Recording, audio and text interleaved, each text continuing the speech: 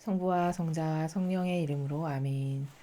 하늘을 우러러 사랑할 하느님 아버지 뜻 안에서 스승이신 예수님과 도움이신 성령님과 사랑할 성모님과 성 요셉 아버지와 성 미카엘 대천사와 하늘의 모든 거룩한 천사들과 성인들의 전구를 청하며 기도드립니다. 아버지 뜻 안에서 예수님과 어머니 예수님의 부활하심을 진정으로 온 인류의 마음과 정신을 다 불러 모아 그들이 깨닫지 못하여 올바르게 반영하지 못하는 못까지 저희 사명과 저희 제자들과 그리고 저희 십자가 사도직이 예수님과 어머니 하나 되신 성심을 통해서 아버지 뜻의 부활을 축하드리고 모두 그 감사와 찬미와 영광과 흠숭을 봉헌드립니다. 또 이제 예수님께서 사실적으로 부활하심으로써 저희에게 이 인류에게 새로운 통로가 열렸고 또 새로운 빛의 세계가 열렸으며 그리고 참된 진실과 사실이라고 하는 진리의 나라를 보고 듣고 깨닫고 발견하고 바라보며 갈망할 수 있게끔 이끌어주시는 아버지 사랑에 감사드립니다. 아버지, 저희에게 주시는 이 지고하신 사랑, 아버지께서 사랑하시는 전 세계에 살아가는 모든 인류, 그 중에서도 제가 사랑하는 저의 조국인 이 나라, 이 나라에 살아가는 모든 국민들의 눈과 기도, 저희가 이 사실과 진실과 팩트를 바라보고 그것을 갈망하고 열망하며 사랑하듯이 이 나라에 살아가는 모든 백성들의 눈과 기도, 주님의 거룩하신 이 부활하신 예수님의 참된 그 진리의 빛으로 눈과 귀와 사고방식과 정신 안에 살아가는 마귀를 모두 다 몰아내시고 공격하시고 그리고 쫓아내시고 녹여 없애셔서 이제 진실과 사실과 진리와 참됨을 바라볼 수 있는 그런 영혼의 눈과 귀를 새롭게 만들어 주시옵기를 간절한 갈망으로 초원드립니다. 이 모든 기도 우리 주 그리스도를 통하여 비나이다. 아멘. 성부와 성자와 성령의 이름으로 아멘. 안녕하십니까? 하느님의 뜻 선교의 윤피아수녀입니다. 부활 8일 축제 토요일 오늘은 아버지께서 그리고 예수님께서 저희에게 주신 이 성경 말씀을 통해서 또 아버지의 나라에 대해서 그리고 그것과 같지 않은 우리의 모습과 잘못 비틀어진 그런 모순적인 것을 깨달을 수 있는 은총을 아버지께 청원드리면서 함께 오늘 주신 말씀 보시겠습니다.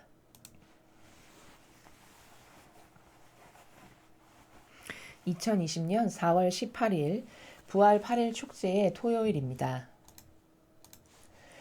제1독서 사도행전 4장 13절에서 21절까지의 말씀입니다. 그 무렵 유다 지도자들과 원로들과 율법 학자들은 베드로와 요한의 담대함을 보고 또 이들이 무식하고 평범한 사람이를 알아차리고 놀라워하였다. 그리고 이들이 예수님과 함께 다니던 사람들이라는 것도 알게 되었다. 그러나 병이 나은 사람이 사도들 곁에 서 있는 것을 보고는 아무 반박도 하지 못하였다. 그래서 그들은 사도들에게 최고의회에서 나가라고 명령한 다음 저희끼리 의논하며 말하였다. 저 사람들을 어떻게 하면 좋겠습니까? 저들을 통하여 명백한 표징이 일어났다는 사실이 예루살렘의 모든 주민에게 알려진 터이고 우리도 그것을 부인할 수가 없습니다. 그러니 이 일이 더 이상 백성 가운데로 퍼져나가지 않도록 다시는 아무에게도 그 이름으로 말하지 말라고 엄중히 경고만 합시다. 그리하여 그들은 사도들을 불러 예수님의 이름으로는 절대로 말하지도 말고 가르치지도 말라고 지시하였다. 그러자 베드로와 요한이 그들에게 대답하였다. 하느님의 말씀을 듣는 것보다 여러분의 말을 듣는 것이 하느님 앞에 옳은 일인지 여러분 스스로 판단하십시오. 우리로서는 보고 들은 것을 말하지 않을 수 없습니다. 그들은 백성 때문에 그들을 처벌할 방도를 찾지 못하고 거듭 위협만 하고 풀어주었다. 그 일로 백성이 모두 하느님을 찬양하고 있었던 것이다. 주님의 말씀입니다. 하느님 감사합니다.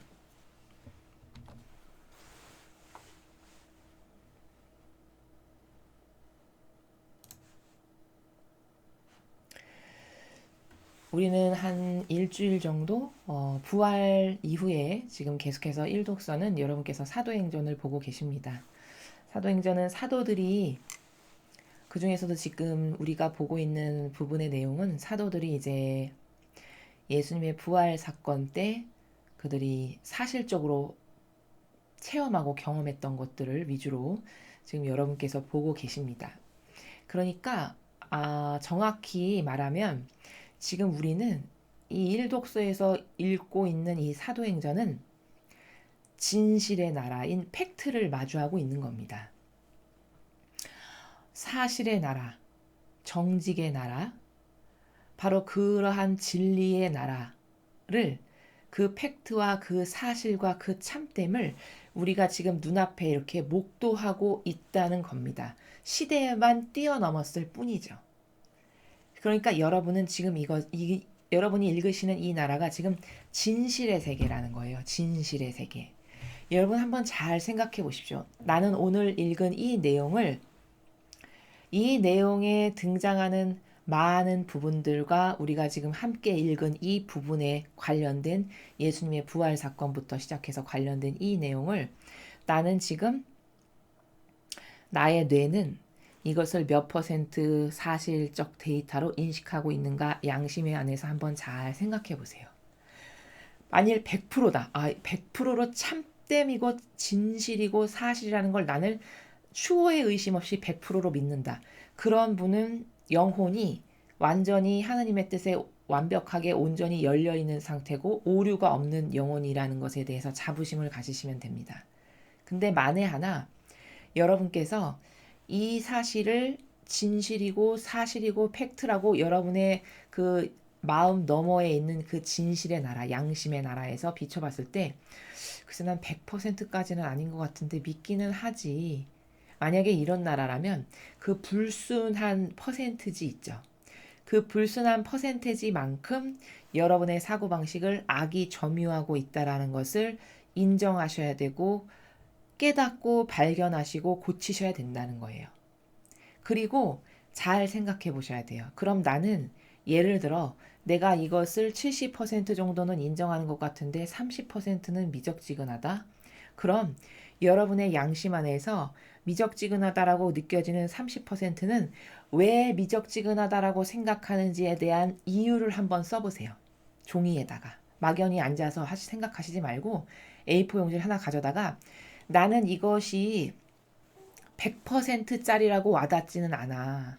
이게 진실이고 사실이고 팩트라는 것에 대해서 한 30%는 약간 껄쩍지근한 게 있는 것 같아. 그럼 여러분이 껄쩍지근하게 느끼신다라고 하시는 그 부분 있죠.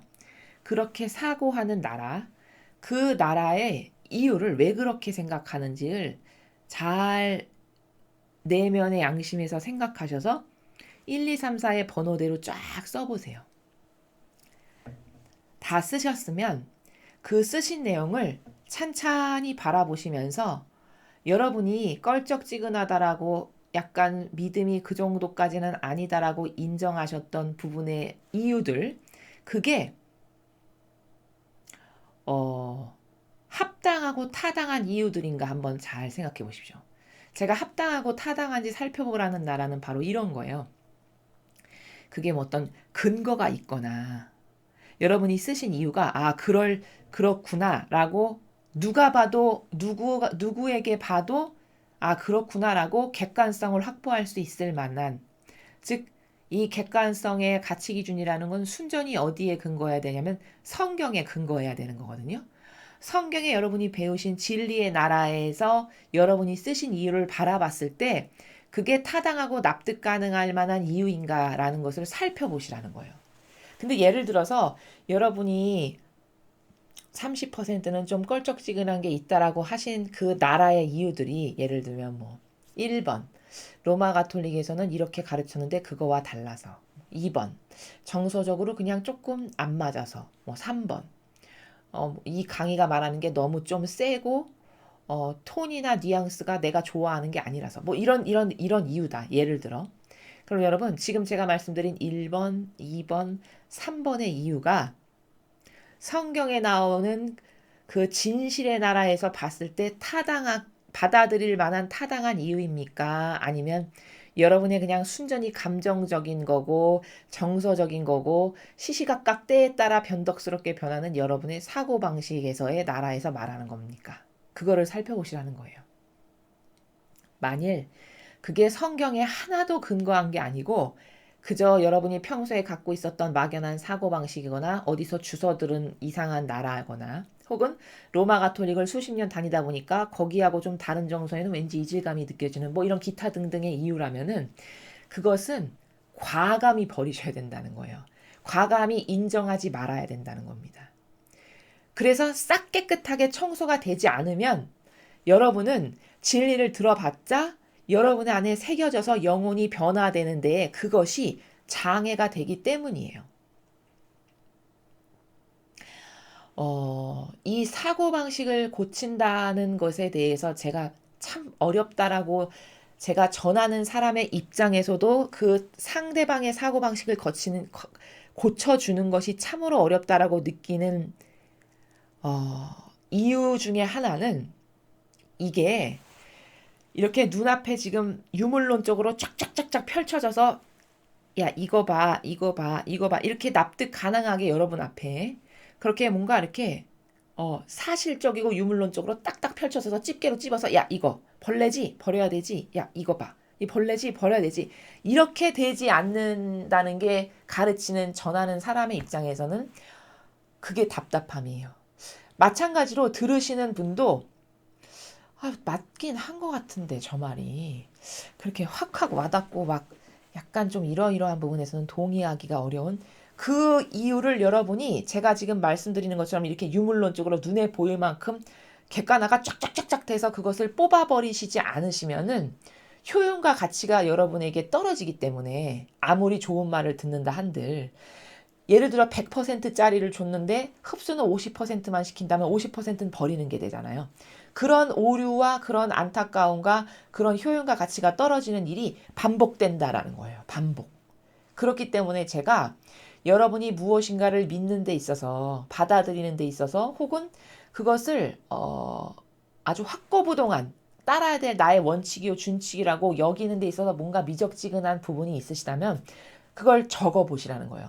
이 객관화의 과정을 이렇게 사실적으로 해서 본인이 납득해서 깨달아서 이거 진짜 안 좋은 거구나 이거 더러운 거구나 이거 나에게 손해가 내 영혼에 손해가 되는 거구나 이걸 자신이 느껴서 스스로 버리지 않으면 영원히 그 시커먼 부분이 차지하고 있는 그 손실은 영원히 지속될 거기 때문에 그것을 없애버리는 작업을 어떻게 해야 하는가에 대해서 먼저 지금 선언적으로 말씀을 드린 겁니다. 오늘 우리가 배우는 이 나라도 여러분이 이 바리사야 율법학자들이 끊임없이 마귀의 도구를 하고 있는 나라를 지금 보셨어요. 이게 지금 한두 번도 아니고 성경을 펼칠 때마다 이런 악의 역사를 우리가 맞닥뜨리고 눈에 보고 있거든요. 근데 그것이 그렇지 나쁘지 그래 예수님을 박해했네. 만약에 이렇게 느끼는 게 다라면 여러분이 느끼시는 게 그럼 그렇지 나쁘네 선하진 않네 나쁜 짓을 했네 이게 다고 이 세력이 왜 마귀고 이 마귀 세력이 지금까지 어떻게 전승되어 왔으며 지금 시대에는 어떤 마귀로 이것을 이 세력이 이어받아서 어떤 영향력을 끼치는지를 낱낱이 계속 벗기는 과정을 반복해가지고 여러분이 100%로 와닿거나 깨닫거나 느끼지를 못하신다면은 그저 막연한 허공에 떠다니는 많은 지식들 중에 하나에 불과하게 된다는 거예요.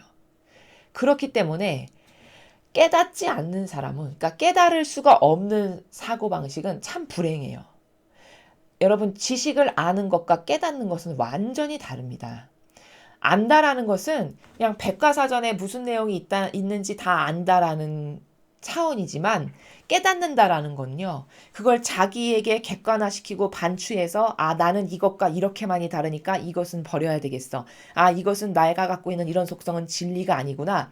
그러니 내가 수용하지 말아야지. 이건 없애버려야 돼. 뭐 이런 객관화의 작업이 이루어지지 않으면은 백과사전에 뭐 있는지를 세상 사람이 모르는 사람이 어디 있습니까? 그냥 읽으면 다 아는 거고, 아, 그렇구나, 그렇구나. 그때그때마다 그냥 습득하고 또 시간이 지나가면 잊어버리는 나라? 이런 나라들이잖아요. 뭘 안다라는 것은. 진리는 그냥 그렇게 안다라는 세계에서 지나가면은 여러분의 영혼이 변화되거나 여러분의 사고 체계 안에 있는 악을 없애버리거나 새롭게 개조가 되거나 혹은 정신세계가 새롭게 창조되는 것에 대해서 다 부작용으로 작용하기 때문에 이렇게 객관화 시켜가지고 자기에게 적용해서 나는 이게 왜 다르고 어떻게 다르고 그러니 나는 이런 나를 만족할 수 없으니까 이런 것을 없애버려야지 이런 게 안 되면은 맨날 똑같은 말을 들어봤자 그래 뭐 어제도 했던 말이네 뭐 그저께도 했던 말이네 이 나라밖에는 없다는 게 안타까움이라는 거예요. 이 진리라는 게 예를 들어서 뭐 이렇게 뇌를 아주 날카로운 메스로 쫙 쪼개서 벌려서 봐가지고 아 여기 새카만 어떤 더러운 것이 하나 있구나 핀셋으로 쫙 잡아가지고 보여주면서 자 봐봐 네 사고방식 안에 이렇게 시커먼 더러운 이런 악이 뿌려놓은 씨앗이 있잖아 이렇게 보여줄 수 있는 거라면은 누구나 인정하기가 굉장히 쉽겠죠.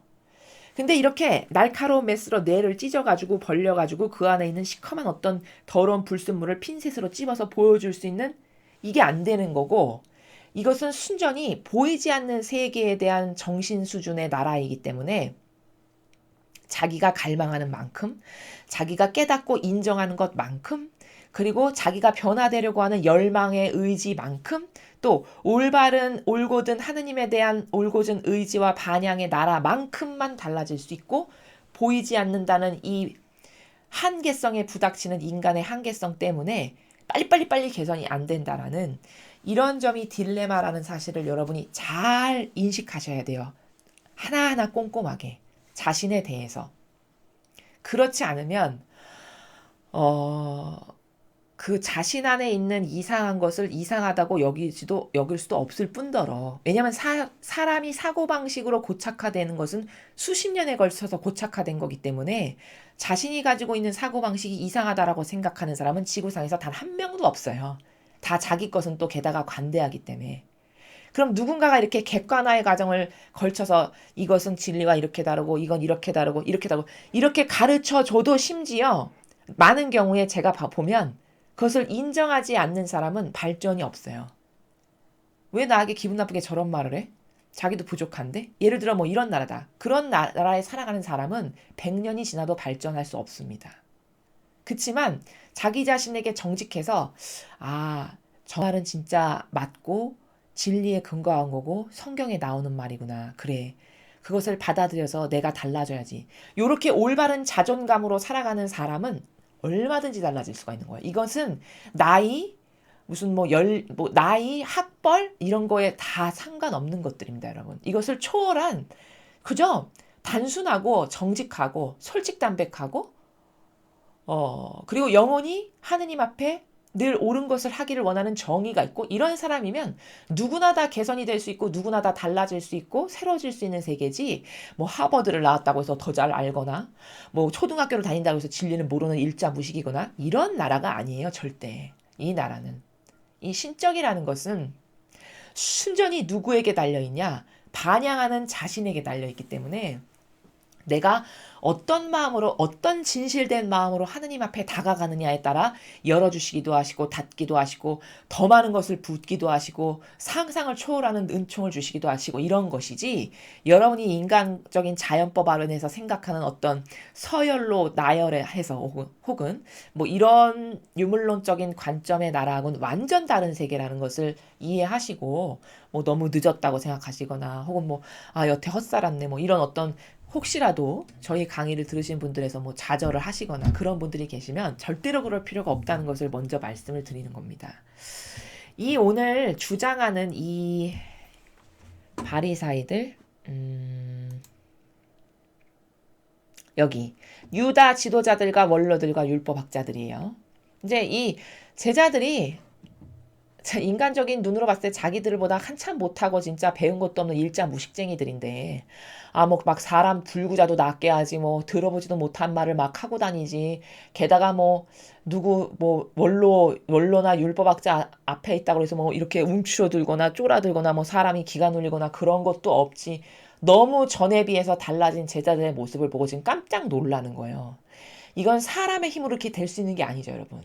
이것은 순전히 하느님이 주신 은총을 받지 않고는, 하느님의 그 영께서 성령의 영을 보내주셔서 그 성령의 영을 받지 않고서는 사람은 이렇게 달라질 수가 없어요. 인간적인 노력으로는. 이것은 인간적인 노력으로 이렇게 베드로나 요한이나 기타 다른 제자들이, 여러분이 제자들의 이전의 모습을 다 아시잖아요. 성경을 보셔서 아주 속된 말로 하면 베드로가 얼마나 찌질이었습니까? 이 리더감이 안 될 만큼의 찌질이었어요, 베드로 사도가. 얼마나 비겁했습니까? 아니, 말이나 하지 말든가. 남자가 돼가지고, 저는 주님을 사랑합니다. 주님이 어디 가시든지 쫓아가겠습니다. 얼마나 호언장담을 많이 했어요. 한 번도 아니고. 그러나 호언장담한 걸 단 한 번도 지켜드리지를 못했어요.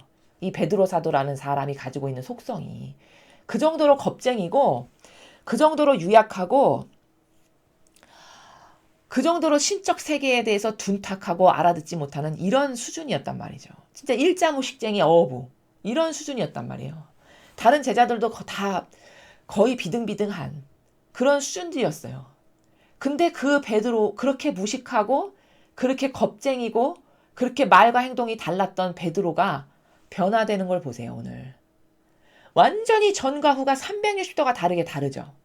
그럼 이거는 사람이 노력해서 이렇게 되는 걸까요?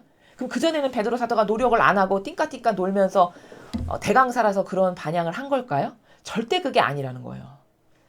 베드로 사도가, 그리고 요한이 엄청 성숙해져서 계시록을 쓸 수 있을 만큼의 발전이 있었던 것은, 이것은 다 이들이 마음의 의지를 곧게 세우고 올바르게 갖고 속성을 잡고 하느님 뜻 안에서 예수님과 어머니께서 주신 속성을 갖기를 원해서 잘못된 것을 깨닫고 버리고, 이런 어떤 신적인 인간적인 노력 플러스 신적인 갈망 플러스, 그리고 가장 결정적인 것은 그런 그들의 올바른 의지를 보시고 하느님 아버지께서 영을 부어주셨으니까 지금 이런 말을 하면서 막 사람을 고치고 담대해지고 이런 것을 우리가 목격하는 것이지, 이건 사람의 노력으로 불가능한 세계라는 거예요. 여러분, 세상 속담에 이런 말 있죠. 사람은 변하지 않는다.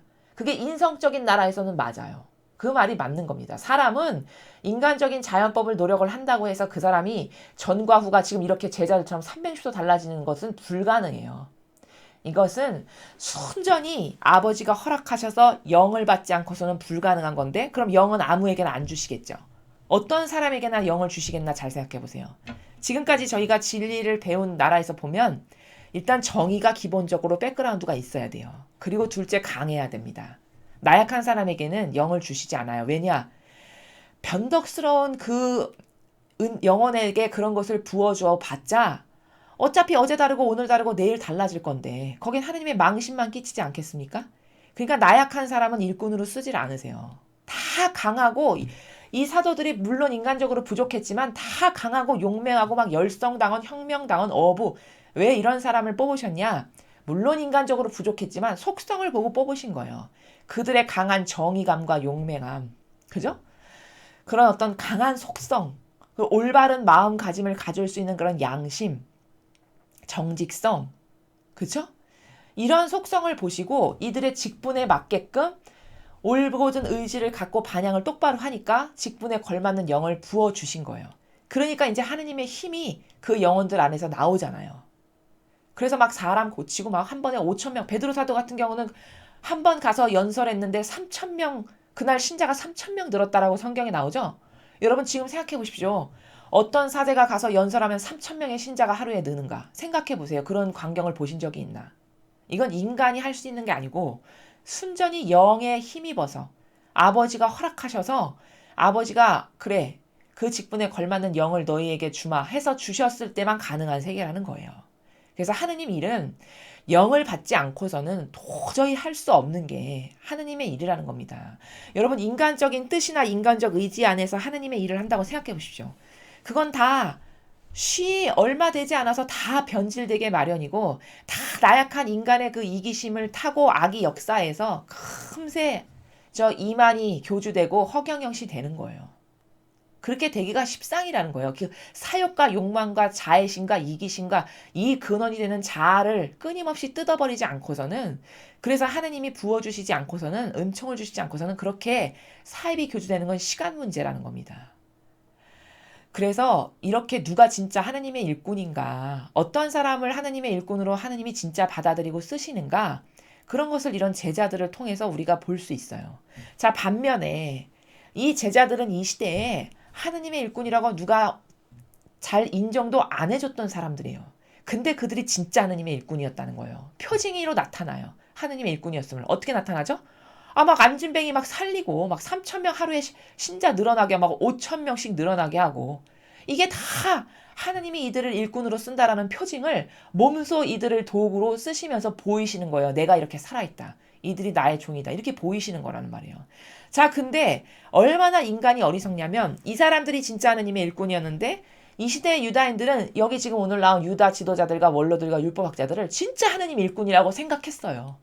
진짜 하나님의 일꾼이라고 생각해서 열렬히 동조하고 협력하고 하나 됐단 말이에요. 그러니까 그들이 주장하는 게 뭔지도 모르고, 유다인들의 죄는 뭐냐면 잘못된 것을 주워먹고 받아들여가지고 사고방식이 율법학자와 원로들과 유다 지도자들이 말하면 그냥 무조건 오라. 오케이. 맞습니다. 맞습니다.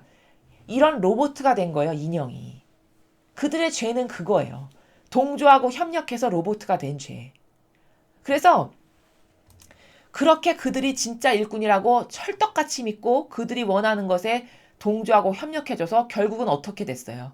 이스라엘이 망했잖아요.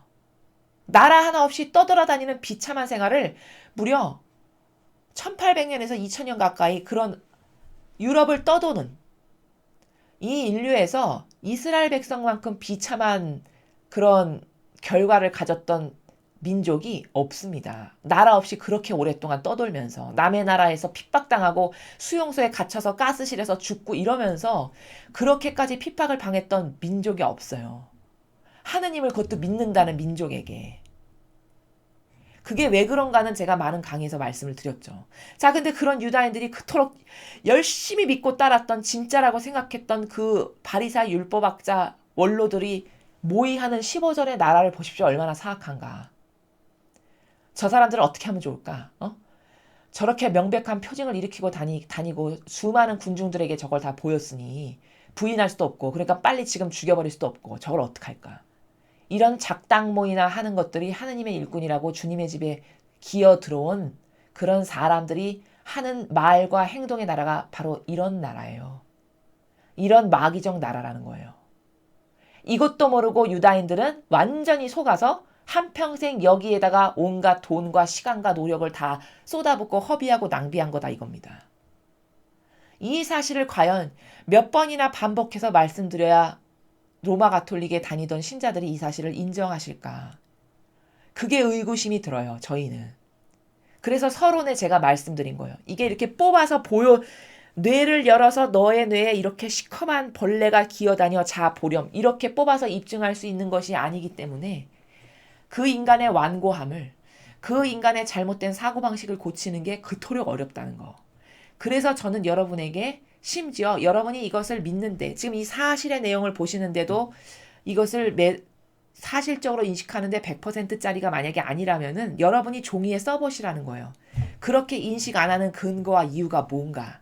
그리고 그 근거와 이유가 성경에 등장하는 그 진리의 나라에서의 합당하고 타당한 근거인가를 스스로 살펴보시라는 거예요. 근데 제가 예시를 들었듯이 여러분이 막연히 살면서 갖고 있게 된 정서 있잖아요. 어떤 기분상 이렇고 저런 거. 그리고 뭐 로마 가톨릭에서 배우기를 이건 이렇다던데 저건 저렇다던데, 그렇게 그들이 짜놓은 프레임에서 매일같이 들은 어떤 그런 나라의 기준들. 만약에 그런 것 때문에 여러분이 이 성경을 인식하는데 100%짜리로 인식을 못한다면 바로 그게 마귀라는 거예요. 그런 사고방식 자체가. 그것을 대청소를 하시지 않으면은 효용과 가치를 다 떨어뜨려서 여러분에게 많은 은총을 하느님께서 부어주고 싶으셔도 부어주시지 않는 게 아니라 반향이 올바르지 못하고 그릇이 똑바르지 않아서 부어도 여러분이 다 줄줄줄줄 흘리거나 받을 수가 없는 상황에 처해 있다는 것을 끊임없이 말씀드리는 거예요. 여기 이렇게 사실적이고 실제적인 악은 누구였냐? 그게 다 바리새와 율법학자와 원로들이라고 그토록 유다인들이 칭송하는 존경에 맞지 않는 그런 사람들 있죠. 높은 직함과 권한을 가진 그런 사람들이 다 이런 모함을 하잖아요. 작당 모의를 하잖아요. 이렇게 어떻게 하면 죽일까? 지금 당장 죽일 수도 없고 백성이 저렇게 우르르르 끌고 저렇게 인기가 많으니 어떻게 하지?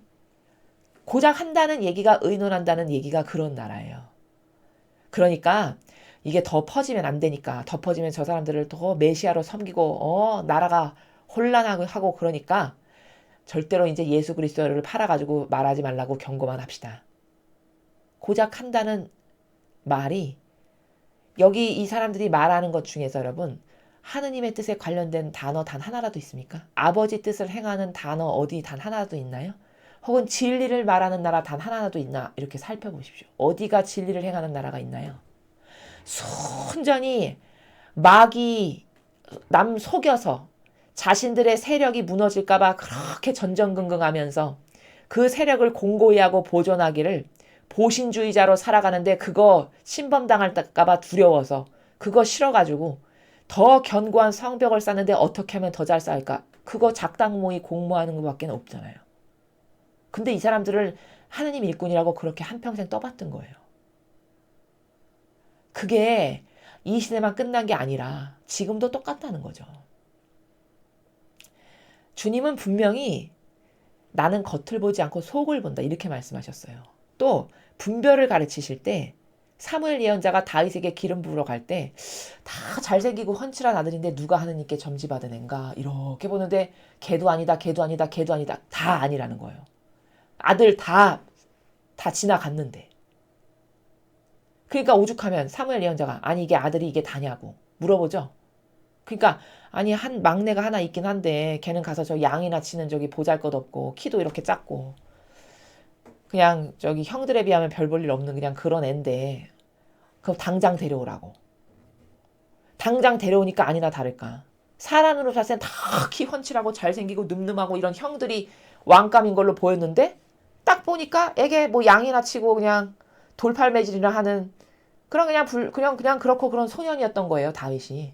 근데 딱 보시자마자 아버지가 말씀하시잖아요. 얼른 기름 부어라. 바로 그 아이다. 이렇게 하시죠. 그게 다 뭘 반증하는 거냐. 사람은 그토록 한평생 겉을 보고 모든 것을 판단하고 분별해서 결정을 하죠. 이러니까 인생이 실패하는 거예요. 배우자를 결정하는 것도 겉을 보고 뽑아. 그쵸? 선거를 하는 것도 겉을 보고 훌륭하네 잘생겼네 착해 보이네 좋은 대학 나왔네 이러고 뽑아.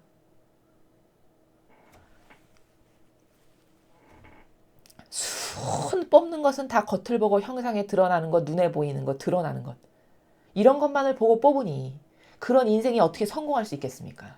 어떻게 진실을 바라볼 수가 있겠어요? 그런 영혼에게.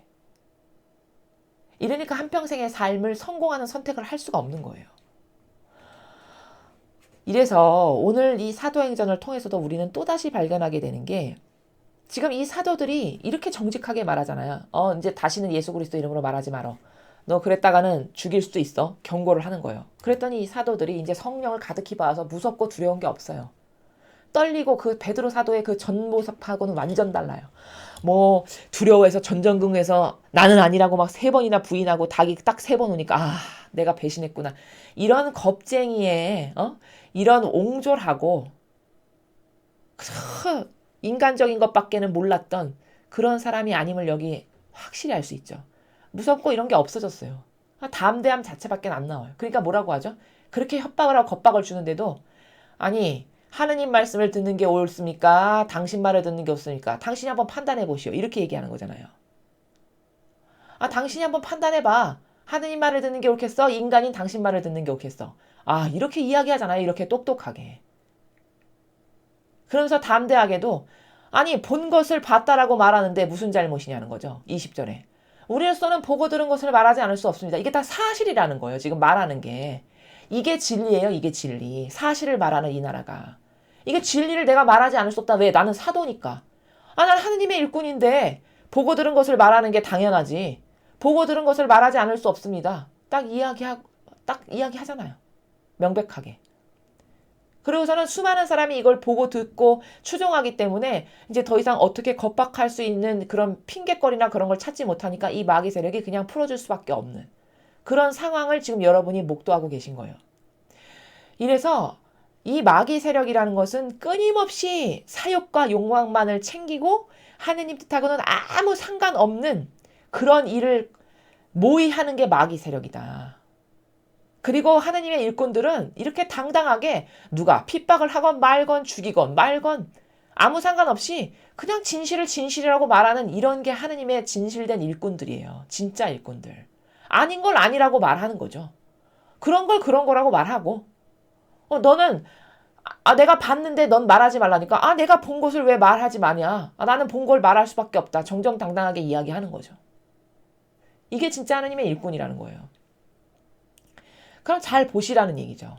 누가 지금 베드로나 요한이나 다른 사도들이 이렇게 지금 이렇게 자신들을 협박하고 겁박하고 죽여버릴 거니까 입 다물고 살라고 이렇게 말하는 이런 세력 앞에서 누가 당당하고 용기 있게 나는 주님의 사도다. 나 본 것을 말 안 할 수 없다. 이렇게 말하는 주님의 사도 여러분 이 로마 가톨릭에서 보셨습니까? 만약에 그런 주님의 사도가 있었다면 나라가 이렇게 공정과 정의를 잃어버리고 이렇게 영혼을 겁박하고 압박하는 수많은 법들을 자꾸 만드는데 그런 정권 앞에서 아닌 것을 아니오라고 말 못하는 이런 사람들이 자기가 사도고 제자고 주님의 일꾼이다. 이렇게 이야기한다면은 저 사람들은 심각한 마귀의 추종자들이고 마귀의 도구로 완전히 변질된 사람들임을 스스로 말하고 있구나. 이렇게 인식하는 게 정직한 나라라는 거예요. 그렇죠. 그래서 우리는 어떤 것을 인식한다라는 것은 인식론은 굉장히 중요해요. 철학에서도 인식론은 굉장히 중요하게 여기거든요. 무엇을 어떤 기준에 근거해서 어떤 방법으로 인식하느냐는 철학에서 인식론이라고 따로 뽑아서 설명할 만큼 중요한 가치관이라는 거예요. 마찬가지로 진리에서도 여러분이 무엇을 인식해가지고 이것이 옳다, 그르다, 혹은 참되다, 악이다, 선의 세력이다, 마귀 세력이다, 뭐 이런 것을 분별해야 되는 인식이 필요하잖아요. 우리가 한평생 살아가는 데 있어서. 그럼 그 인식을 하려면 기준이 있어야 되죠, 기준. 따라야 될 기준. 여러분은 어떤 기준을 가지고 인식을 하시냐는 거죠. 그래서 제가 종이에 서두에 써보라고 말씀드리시는 거예요. 여러분이 그렇게 인식하는 나라가 그 기준이 여러분이 무엇이 옳다 그르다라고 분별하고 말하고 생각하고 판단해서 따라가고 행하는 그 모든 인식론의 기준이 과연 여러분의 마음과 정신을 사로잡은 그 인간적인 어떤 여러 가지 다양한 여러분이 만들어 놓은 가치관과 질서 체계에서 무엇이 옳다 그르다 말하는 것인지 아니면 온 인류의 기준과 모범이 될 수밖에 없는 완벽한 하느님이 주신 이 진리라고 하는 예수님의 정신과 성모님의 정신과 모범과 가르침에만 들어있는 그 진리라고 하는 매일같이 여러분이 지금 듣고 배우시는 이 진리의 기준에 근거해서 무엇이 옳다 그러다 여러분이 말하시는지 그것을 냉정하게 스스로를 돌아보고 분별하셨으면 해서 말씀을 드리는 거예요. 그렇지 않으면 여러분의 영혼이 너무 손실이 많고 심한 경우는 여러분이 잘못 동조하고 믿고 협력한 것 때문에 여러분은 지옥을 갈 수밖에 없는 상황을 스스로 걸어가는 이 안타까운 현실 때문에 끊임없이 말씀을 드리는 거다라는 겁니다. 자, 그 다음에 오늘 주신 복음을 보시겠습니다. 마르코복음 16장 9절에서 15절까지의 말씀입니다. 주님 영광 받으소서. 예수님께서는 주간 첫날 새벽에 부활하신 뒤 마리아 막달레나에게 처음으로 나타나셨다. 그는 예수님께서 7마귀를 쫓아주신 여자였다. 그 여자는 예수님과 함께 지냈던 이들이 슬퍼하며 울고 있는 곳으로 가서 그들에게 이 소식을 전하였다. 그러나 그들은 예수님께서 살아계시며 그 여자에게 나타나셨다는 말을 듣고도 믿지 않았다. 그 뒤 그들 가운데 2사람이 걸어서 시골로 가고 있을 때 예수님께서 다른 모습으로 그들에게 나타나셨다. 그래서 그들이 돌아가 다른 제자들에게 알렸지만 제자들은 그들의 말도 믿지 않았다. 마침내 11제자가 식탁에 앉아 있을 때 예수님께서 나타나셨다. 그리고 그들의 불신과 완고한 마음을 꾸짖으셨다. 되살아난 주님을 본 이들의 말을 그들이 믿지 않았기 때문이다. 예수님께서는 이어서 그들에게 이르셨다. 너희는 온 세상에 가서 모든 피조물에게 복음을 선포하여라. 주님의 말씀입니다. 그리스도님 찬미합니다. 자, 오늘 공교롭게도 앞에서 말씀드린 그 관점의 나라와 연장선상에 지금 복음이 있어요. 오늘 보시는 복음은 마르코 복음인데 이 복음은 굉장히 익숙하게 여러 번 나왔던 복음인데 단지 뭐 요한 사도가 전했던 복음으로 들으셨을 수도 있고 오늘은 마르코 복음, 마르코 사도가 적어놓은 걸로 여러분이 지금 보시는 거고 뭐 다른 때는 마테오 복음 이런 데서 지금 조금씩 다른 이유는 그렇게 서로 다른 공간 복음에서 전해지는 그 약간의 차이들 때문에 여러분이 지금 같은 내용이지만 보시는 복음이 조금씩 문맥이 다른 것을 인지하시면 됩니다. 자, 오늘은 맨날 이 복음을 대할 때 막달레 마리아나에 대해서 그런 관점으로 보았는데 오늘은 다른 관점으로 한번 보죠. 우리가 오늘 이 마르코 복음을 통해서 주목해야 될 관점은 이거예요. 지금 막달라 마리아에게 예수님께서 나타나 주셨잖아요. 보여주셨죠. 자신의 모습을. 야, 이것 봐. 성경이 진짜 진리란다. 내가 3일 만에 부활했잖니. 입증하시기 위해서 나타나셨어요. 성경이 얼마나 참된가. 얼마나 나의 말이 진실인가. 라는 것을 입증하시느라고 나타나셨단 말이에요. 나 이렇게 진짜로 부활했단다. 라고 나타나셨어요. 마리아 막달레나가 막 달려가가지고 제자들에게 전했잖아요. 내가 무덤에 갔는데 진짜 예수님이 부활하셨더라. 나를 만나셨다. 이런 얘기를 했겠죠. 중요한 건 뭐냐? 11절에 그 여자에게 나타났다는 말을 듣고도 믿지 않았다. 11명의 제자가 안 믿은 거예요. 마리아 막달레나의 말을. 자, 두 번째 사건. 그리고 그들 가운데 두 사람이 걸어서 시골로 가고 있을 때 다른 모습으로 나타나셨다. 이건 어떤 사건을 말하는 거죠? 엠마오로 가고 있는 제자들을 만나주셨던 사건을 12절에서 말씀하시는 거예요. 지금 두 번째로 지금 나타나신 거죠. 그렇죠? 그래서 그 제자들도 마음이 완고하고 왜 이렇게 굼뜨냐. 이렇게 꾸지람을 듣죠. 너희는 아니 성경을 믿는 데 있어서 왜 이렇게 굼뜨냐. 그 모든 게 다 이루어져야 되는 참된 사실을 너는 그렇게 모르냐. 이렇게 이야기하시죠. 그 제자들에게. 그리고선 그 제자들이 인간적인 것 앞에서 안에 갇혀가지고 슬프고 허망하고 참담하고 우리의 리더가 돌아가셨으니 이제 어떡하나 뭐 이런 인간적인 것 가운데 갇혀가지고 이렇게 우울하게 이제 가면서 있으니까 그들에게 성경을 하나하나 풀어서 설명하시면서 이런 일이 왜 있어야 되고 그러니까 그리스도는 반드시 부활할 거고 뭐 이런 것을 차근차근히 설명하시면서 결국에는 식사까지 함께 하시죠. 집에서 머무시면서. 그러면서 빵을 떼주실 때 그들이 그 빵을 받으면서 그때서야 이제 눈과 귀가 열려서 영안이 활짝 열려서 신적 세계에 대한 영안이 활짝 열려서 그때 예수님을 알아보고서 아 주님이시구나 라고 이제 깨닫게 됐어요. 그 두 명의 제자가. 그래서 이제 자기들이 본 것을 또 가서 11명의 제자한테 말했죠. 나 이러이러한 일이 있었는데 엠마오로 가고 있었는데 예수님이 갑자기 나타나시더니 우리에게 성경을 확 설명하시면서 이런 일이 일어나야 되는 거 아니냐. 이게 진실 아니냐. 막 이렇게 얘기하셔가지고 우리가 믿게 됐다. 이걸 이야기했어요.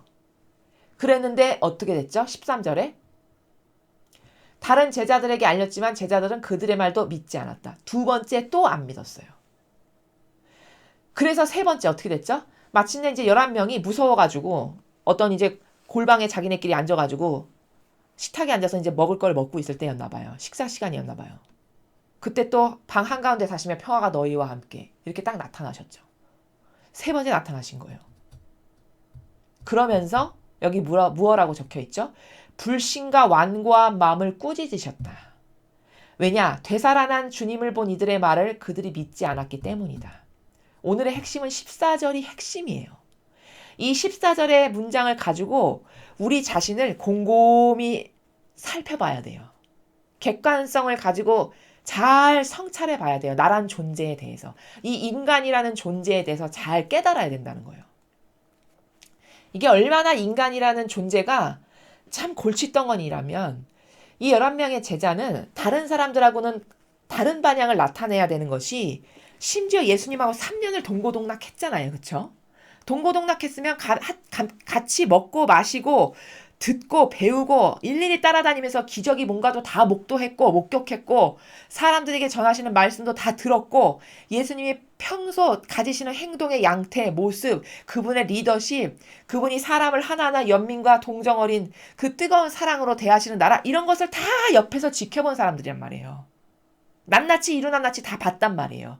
특별히 제자도 선택하고 뽑으셨기 때문에 그들을 다 각자 리더로 세워서 당신이 돌아가신 이후에 이 교회의 정신세계, 예수님이 가지고 계신 정신세계가 이어지고 계승하게 하기 위해서 뽑아놓은 리더들이기 때문에 특별히 같이 동고동락하면서 기르시고 가르치시고 전승을 이어나가게 하시기 위한 목적으로 아주 온갖 사랑과 애정으로서 기르셨단 말이죠. 그럼 남들은 다 반향이 다 별 볼 일 없어도 이들만큼은 반향을 똑바로 해야 될 거 아니에요. 그 11명만큼은. 근데 그 11명이 반향하는 나라를 오늘 우리에게 전해주는데 두 번이나 그 말을 믿지 않는 거예요. 이걸 통해서 뭘 발견할 수 있는 거냐면 인간은 그 진실이라는 세계를 사실적으로 받아들이고 느끼는 데에 있어서 굉장히 완고하고 둔탁하고 느리구나. 이거를 깨닫는 겁니다. 또한 이건 진실이지만 동시에 신비의 나라잖아요. 아니 이렇게 육이 있고 우리랑 똑같은 사람이었는데 죽었는데 살아났어. 그럼 이들의 사고방식으로는 그거는 불가능하다라는 차원에 밖에는 머무를 수가 없는 나라죠. 그죠? 차원의 수준이 이 11명의 제자가 살아가는 차원의 수준이 그렇게 한계성에 갇혀 있는 수준이기 때문에 인식할 수 있는 세계가 그게 다예요. 그 차원이. 그러니까 그 인간의 한계성 가운데 그렇게 죽은 사람이 살아나는 것은 불가능하다라고 아예 딱 담장을 쳐놓고 닫아놓은 세계란 말이에요. 그러니까 아무리 두 번에 걸쳐서 나타난 기적사건을 와서 목격자들이 전해도 믿지 않죠. 그쵸? 이런 한계성 가운데 부닥치고 살아가는 사람이 우리 인간이라는 존재예요. 이것을 냉정하게 인식해야 돼요. 나란 존재는 내가 짜놓은 프레임에 갇혀서 죽어가고 있구나. 이게 답이에요. 첫째. 진리를 만약에 모르는 사람이다. 그럼 더 100% 잘 죽어가겠죠. 왜? 깨달을 수 있는 기회마저도 없고 객관화시킬 수 있는 기본 근거와 기준도 없는 사람이기 때문에 더 잘 죽어가겠죠. 그 영혼이. 한평생 자기가 믿고 따르는 게 참되고 맞다라고 생각한 채 죽겠죠. 이게 비참이에요. 비참. 다른 게 비참한 게 아니라. 이렇게 오늘 11명의 제자가 믿지 않는 것 때문에 예수님이 꾸짖으셨다라고 심지어 써 있어요. 그쵸? 어떻게 꾸짖으신 거예요? 무슨 속성 때문에? 불신과 완고한 마음. 불신과 완고한 마음. 불신. 믿지 않는 거예요. 그토록 많은 것을 보여주셨음에도 불구하고 저 믿지 않는 저 고집스러운 저 마음. 저 완고한 마음. 닫아 걸고 내가 옳다라고 생각하는 것 이외에는 받아들이지 않는 저 완고한 마음. 이 두 개가 진짜 인간의 영혼을 죽이는 마귀라는 거예요. 여러분, 우리는 이것을 이 시대에 너무나도 빈번히 경험하면서 살고 있어요. 엊그저께 끝난 선거를 보세요, 여러분. 당장 그것만 봐도.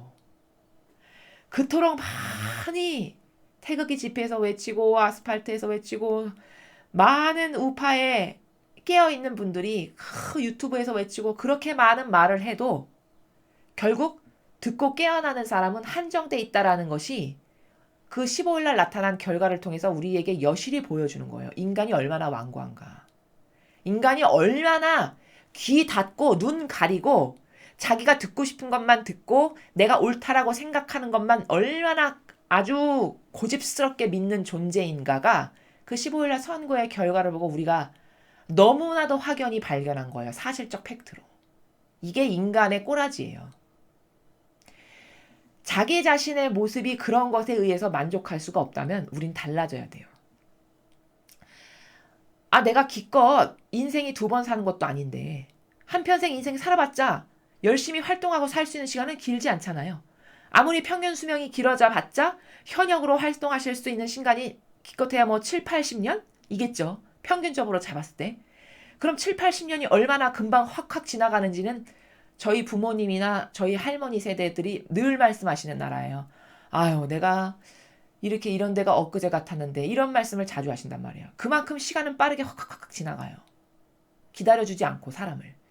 그럼 그렇게 확 빠르게 지나가는 시간 속에서 결국 인생은 그렇게 한 번 살다가 누구나 다 죽을 건데 그럼 내가 그렇게 거짓에 속고 참되지 않은 것을 갈망하고 진실이 아닌 것에 속하고 그쵸? 그리고 이렇게 믿어야 될 건 안 믿고 안 믿어야 될 건 믿고 이거 얼마나 아이러니합니까? 여러분 잘 생각해 보세요. 이건 진짜 믿어야 될 사실이잖아요. 이걸 안 믿으면 그게 바보죠. 그쵸? 근데 믿어야 될 건 안 믿어. 근데 바리새인 율법학자는 그토록 열심히 믿어. 이게 모순 아닙니까? 그러니까 안 믿어야 될 건 그렇게 열심히 믿고 믿어야 될 건 안 믿는 거예요. 그러니까 여기가 계산기가 심각한 착오 가운데 살아가는 게 우리 인간이에요. 그쵸?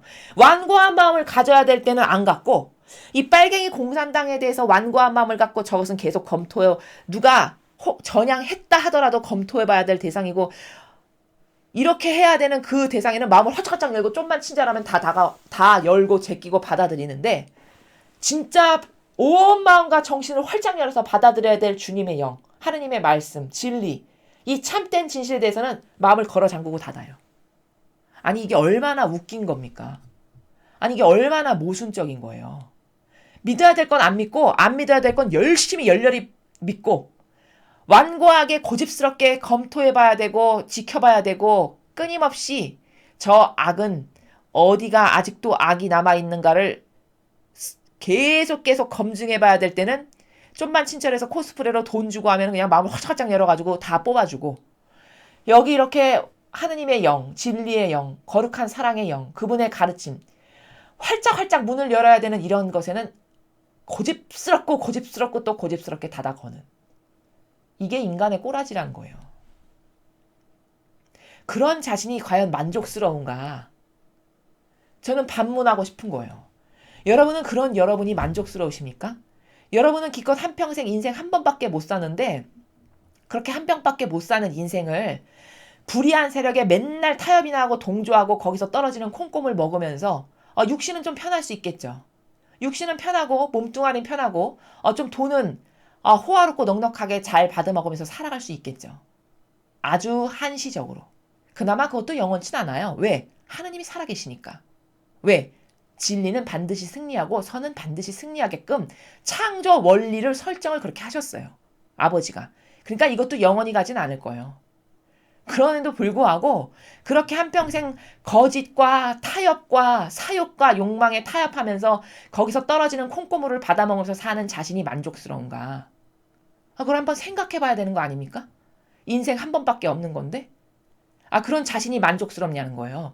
그렇게 불의한 세력에 한평생 타협하고 동조하고 믿고 따르고 열렬히 맹신하고 맹종하면서 살다가 죽는 그 여러분의 인생의 종말이 만족스러우시냐는 거죠. 단 하루를 살아도 난 절대 싫어. 나는 공정과 정의가 좋아. 난 그리고 진실이 좋아. 진실하지 않은 것에 왜 내가 동조하고 협력하다 죽어야 돼?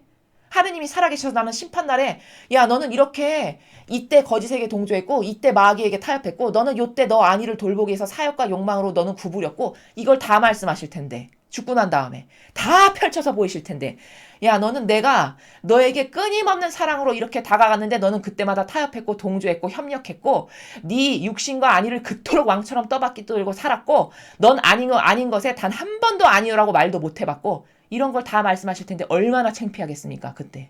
쥐구멍이라도 찾고 숨고 싶은 이런 마음이지 않겠습니까? 그거 단순한 그냥 일시적인 창피함이면 나요. 그 판결을 받고 영원히 건져질 수 없는 불지옥으로 떨어질 텐데 여러분은 그런 여러분의 결말이 만족스러우세요? 여러분은 그런 여러분의 영혼의 결말을 원하시냐는 거죠. 단 하루를 살아도 옳은 것을 살다 투쟁하다 죽는 사람의 영혼은 아름다운 거예요. 단 한 시간을 살다가 지금 당장 누가 죽여버려서 죽음을 맞이한다 해도 이렇게 예수님이나 성모님처럼 옳은 것에 한평생 헌신하고 용해되기를 갈망하고 그것만을 주장하다 사는 사람의 삶은 진짜 아름다운 거예요. 하느님은 그런 영혼을 높은 곳에다 세우시면서 천하 만방이 바라보게끔 하시는 게 하느님의 질서예요. 그렇기 때문에 예수님께서 나는 하늘과 땅의 모든 권한을 다 받았다 이렇게 말씀하시는 거예요. 왜? 모든 일을 대신해서 배상과 보석을 혼자 다 하셨으니까. 그것을 받기에 마땅하신 분은 예수님 한 분뿐이세요. 이것이 훌륭하고 멋있는 삶이지 그깟 눈에 보이는 것으로 맨날 타협하고 동조하고 협력하고 한평생 육신 편하고 안위 누리면서 살다가 죽는 그렇게 살아가지고 결국에는 심판받을 때 하느님께서 다 펼쳐서 너는 이때 이랬고 이때 이랬고 너는 지옥 중에서도 상지옥 가장 불붙는 가장 뜨거운 지옥에 가도 너는 시원찮은 존재다. 이런 판결을 받고 그때 가서 땅을 치면서 후회하고 잘못했다라고 손발이 싹싹 빌어봤자 아무 소용이 없는 자신의 죽음의 멸망에 그 결과는 다 자신이 반영한 대로 받게 마련이라는 겁니다.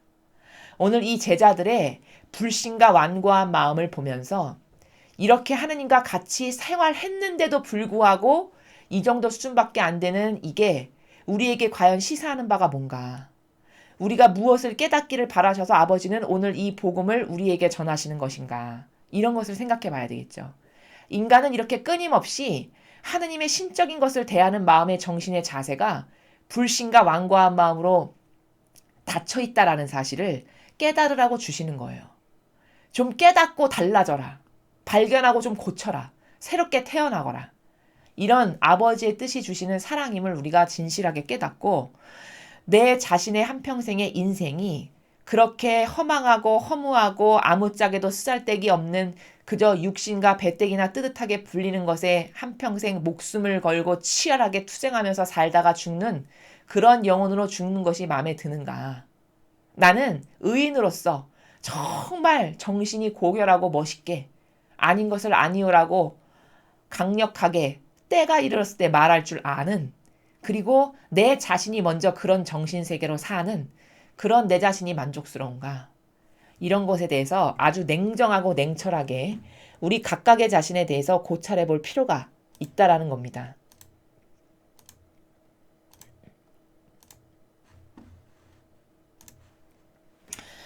오늘 주신 사도행전 1독서와 그리고 복음의 나라를 통해서 우리는 인간의 모순적인 모습을 하염없이 끊임없이 깨닫고 있어요. 얼마나 우리는 하느님의 모상으로 창조됐지만 하느님의 속성과는 얼마큼 다른가. 또 우리는 예수님과 성모님이 그토록 아름다운 속성을 지니시고 모범으로 사셨고 그 모범을 닮아서 너희도 이런 신적인 세계에 아버지가 주시는 이런 축복을 누리는 삶을 살으라고 그 삶으로 초대하시지만은 고집스럽게 정반대의 길을 가면서 살아가서 결국은 자기 영혼을 죽게끔 하는 이런 것에 얼마나 매너리즘 가운데 똑같은 다람쥐 쳇바퀴 돌듯한 그런 일상생활의 매너리즘 가운데 빠져서 살아가고 있는가. 이런 것에 대한 냉정한 그 내 현실에 대한 냉정한 반성과 그것을 통해서 달라져야 될 아주 강인한 의지 이런 것을 아버지께 오늘 하루 동안 여러분이 잘 추상과 직관을 통해서 발견하셔서 아버지께 새로워진 의지를 봉헌드리셨으면 좋겠습니다. 이상으로 2020년 4월 18일 부활 8일 축제 토요일 복음 해설을 마치겠습니다. 감사합니다.